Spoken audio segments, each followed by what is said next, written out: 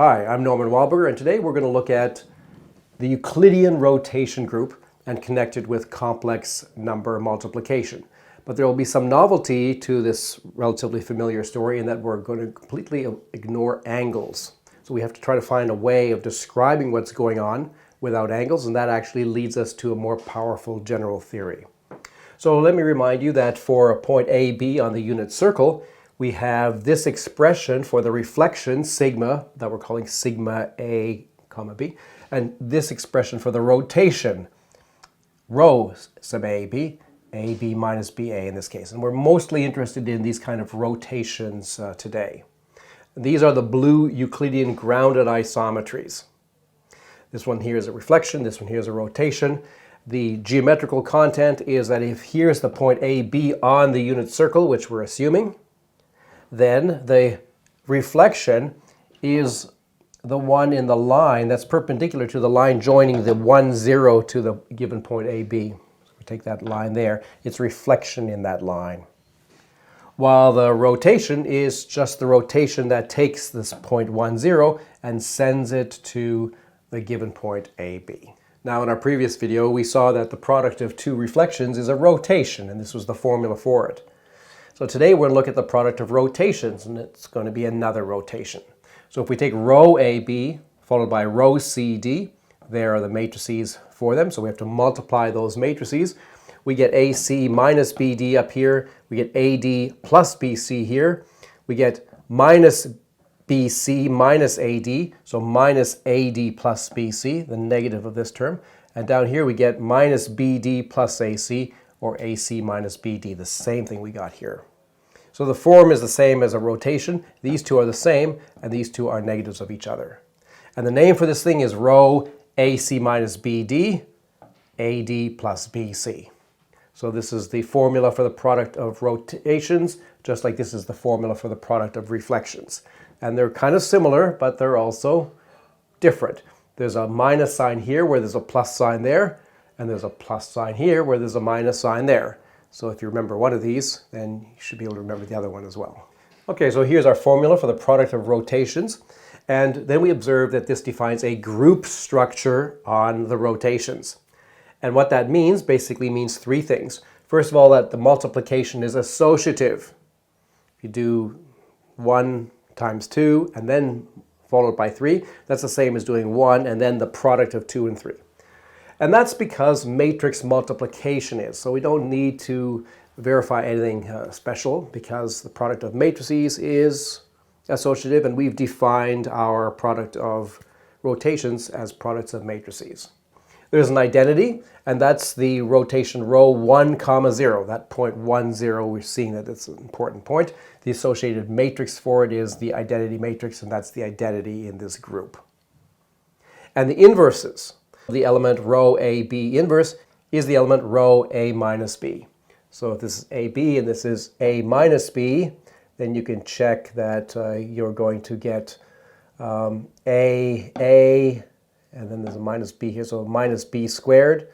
But that'll all together be A squared plus B squared, which will end up being 1. And over here, this will be A times minus B plus B times A, and so that'll be 0. So yes, we're going to get that element there. So these are the three characterizing properties of having a group. And in addition, this group, the group of rotations, is also commutative. Has this additional property that it doesn't matter if you interchange the order of the two rotations, the end result is the same. So let's do an example. Let's look at the point E of 1/4. So if we go up here to the point 1/4, join it to minus 1, then we get this point here, and that turns out to be 15, 17, comma 8, 17. We'll call that the point A. There's A. And let's also look at E of 4/3. That means we should go up here to the point 4/3, somewhere up there, join it to minus 1, see where we intersect, and we get this point here, which is minus 7 over 25 and 24 over 25. That's another Pythagorean triple, 7, 24, 25. Okay, here are the associated rotation matrices. There's rho sub A, just with this thing there, and then flip them around with a minus sign. And here's rho sub B, with this as the first row, and then flip them around with this one having a minus sign. And, well, we can now compute the product of row A with row B. And the claim is this is row C, where C is obtained by the formula. We take this one times this one minus this one times this one. That's the first entry. And the second entry is the first one times the second one plus the second one times the first one. And when you do that computation, you get the point minus 297 over 425, comma 304 over 425. And that's the point C, that's approximately there. So that's the effect of rotating first by this part of the circle, and then rotating by this larger rotation that would send this thing to this. And the product is purely algebraic, and we can compute it exactly. So contained in this product formula is essentially the multiplication rule for complex numbers. So if we didn't know about complex numbers, we could discover it just by looking at this product that we've already established and just thinking about it as being a product of points. So instead of the rotation of this times the rotations of this equals the rotation of this, let's just define the product of this point and this point to be this point, because it's occurring in our formula for the products of rotations.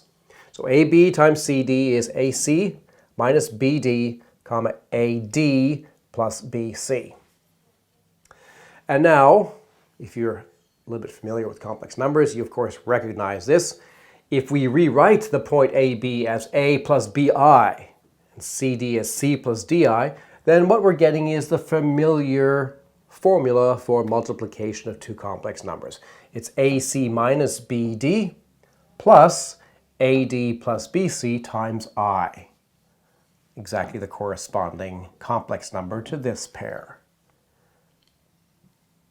Of course, this now is a valid definition for any points. We don't need to have the points lying on the unit circle in order for this definition to make sense, and that's how we can extend the multiplication to the entire plane of complex numbers.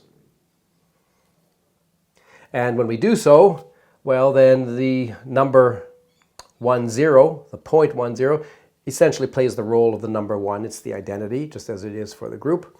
And this other point, 0, 1, which we're denoting by I, has the usual property that I squared is equal to a minus 1. So the magic of complex numbers and the magic of rotations are very, very closely connected. And it's a little bit hard to say which one actually comes first. Do the complex numbers give the rotations, or do the rotations actually give the complex numbers? Now we have to touch base with a familiar idea that rotations and angles are intimately connected. That's not actually really true. And I want you to separate in your minds, if you can, the notion of a rotation and the notion of an angle. Okay, they are separate things, so let's put the angles over there. And to help us do that, let's just have a quick reminder of how the angles are usually discussed in this story. So usually this business of multiplying points around the unit circle is intimately connected with polar coordinates and angles. But we are going to want to avoid that. Okay, and let me explain why. So let's say we're restricting ourselves to this multiplication on the unit circle. There's a point A on the unit circle, there's a point B, and there's the product AB, which is the result of rotating by A and then rotating by the amount B to get us a cumulative amount over there. Now, in the usual story, one says that the argument of A, denoting that angle there, which we're calling alpha, plus the argument of B, which is that angle there, we're denoting beta, should be the argument of C, which is that green angle there. So usually this is automatically assumed that what we're really doing here is we're adding angles, because that angle plus that angle is going to be that angle. So that's useful practically If you were just working with a protractor and you get a protractor there and that's 32 degrees and that's 101 degree, then yes, the sum is going to be 133 degrees or whatever I said. But that's only approximately. It's not very good theoretically for at least two reasons. First of all, that angles can't be computed precisely. And in fact, correspondingly, they can't really even be defined precisely. Okay? Defining angles and computing them involve infinite processes that we can't actually finish. And another reason is that we then need to introduce a 2 pi periodicity. In order for this formula to work, when you get bigger angles, let's say the first angle is around here and then the second angle is over there, when you add them, you don't actually get what appears to be here. You have to adjust your angles to include an indeterminacy of multiples of 2 pi. So you have to start saying things like the angle 0.4 is equal to the angle 0.4 plus 2 pi. And that's equal to the angle 0.4 plus 3 times 2 pi, etc. So you end up having to interpret these things in a multi-valued kind of fashion, and things get actually quite complicated, and sometimes you're thinking about them as single valued and sometimes as multi-valued. And anyway, the main point is that angles are not in our framework of rational thinking because you cannot actually define and get at them precisely. So we need to avoid that entire intuition, at least when it comes to doing the theoretical geometry that we're interested in. So is there anything that we can use to replace angles? Well, happily there is, and we've already met it. It's this concept of half slope. And so that's what we're going to do. We're going to replace the idea of an angle with the idea of a half slope, and that will be a very nice replacement. So let me remind you that if you have a point A on the unit circle, then it can be written as E of h. In other words, it has a rational parameterization 1 minus h squared over 1 plus h squared, comma 2h over 1 plus h squared. And that's almost always true except just for the exceptional point minus 1, 0. And if you wanted to include that, you could be a little bit more sophisticated and go to a projective parameterization as we've discussed earlier. Or you could modify this one by allowing h to be a formal infinity. That would be another way of getting at the entire circle. In any case, this number h and this point A are closely related. And we can say that h is the half slope of the point A. So there's a point A, and its half slope, in this case, is a quarter, because it's e of 1/4. And let me remind you that geometrically, that means that if you join the point A with the point minus 1, 0 over here, like that, then the point where it crosses the y-axis, that one there, will have coordinate 1/4. So e of 1/4 is 15 over 17 and 8/17. And we'll denote this half slope by putting something here that's a lot like an angle, but it will not be curved, it will be straight.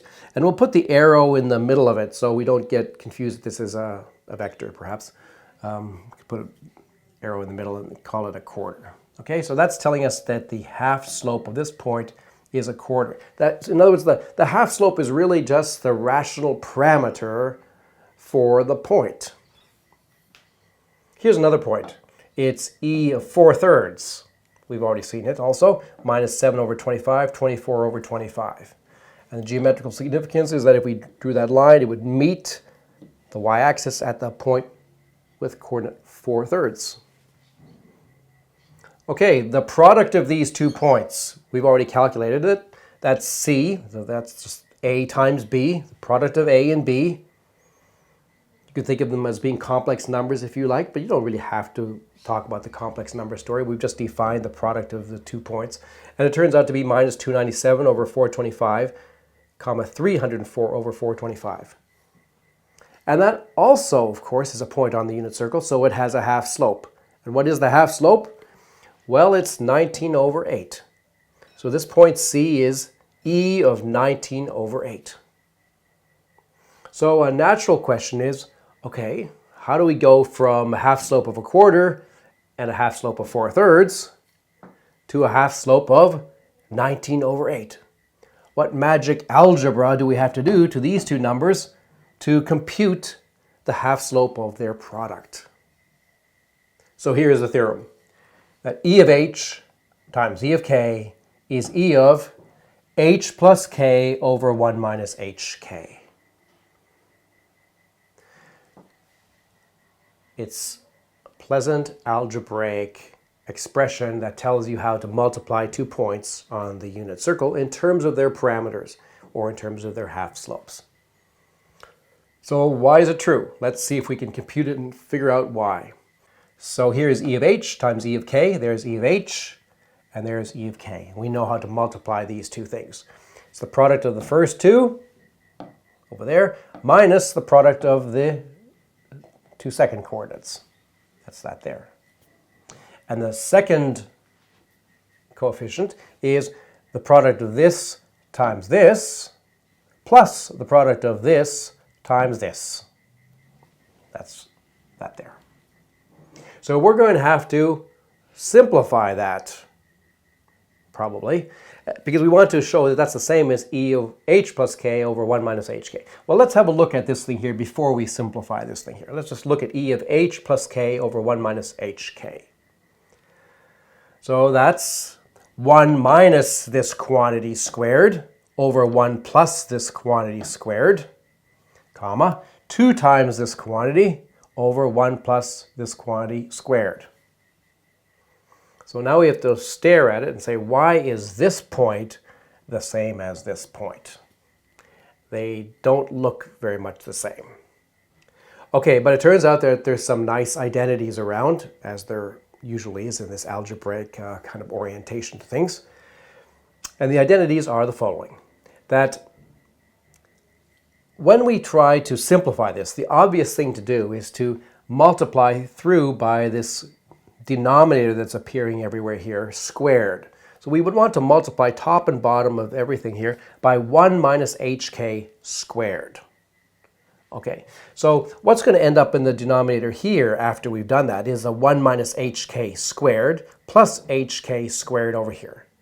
And it turns out that that's exactly equal to 1 plus h squared times 1 plus k squared. So that new denominator, after we multiply through by 1 minus hk squared, both here and here, they're both equal to the denominators that are appearing over here. So that's very good. In addition, if we look at 1 minus hk squared minus h plus k squared, so that's what's going to happen up here after we multiply through by 1 minus hk squared, so we're going to get 1 there, and then we have to subtract h plus k squared. Well, if you expand this out, it's a difference of squares, it turns out to be the same thing as what's in the numerator over here. It's 1 minus h squared times 1 minus k squared minus 4hk. So the numerator over here exactly agrees with the numerator over here because of this identity. And what about over here? Well, if we look at this quantity here, what we're going to get after we multiply through by 1 minus hk is 2 times 1 minus hk times h plus k. And that's exactly what you get over here, 1 minus h squared times 2k plus 2h times 1 minus k squared. And each of these three identities is easily checked. And since they're valid, yes, indeed, this equals this, and that proves our identity. All right, so this is very nice. So it's a little bit like angles, right? If it was just angles, it would be h, or E of h times E of k equals E of h plus k. There wouldn't be that denominator. Then you would think, oh, that's sort of like angles. But this is not angles, it's something different, but it's not so different in that this right-hand side is h plus k sort of modified, scaled by this 1 minus hk, whatever that is. It's also different from the angle formula that these half slopes are exact. So every point on the unit circle has a single unique half slope, including the minus 1, 0 if you include infinity. But it's not the case that we have this multiplicity of values like you have with angles, that you have to worry about adding 2 pi or multiples of 2 pi. We don't have that here. We have exact correspondence. Every number has a half slope, and this formula just works uniformly. So this is great. So we've really understanding the group of rotations, and we're connecting it with complex number multiplication, and also seeing the importance of the rational parameterization once again. But to complete our story, our understanding of this group of grounded isometries, we want to understand also how the reflections and the rotations interact. So we've seen how to multiply two reflections, we've seen how to multiply two rotations. What happens when we start multiplying reflections and rotations? So the story is bigger than the pieces that we've so far identified and studied. So in our next video, we're going to look at that bigger picture of all the grounded isometries. And that'll be quite interesting. So I hope you'll join me for that. I'm Norman Wahlberger. Thanks for listening.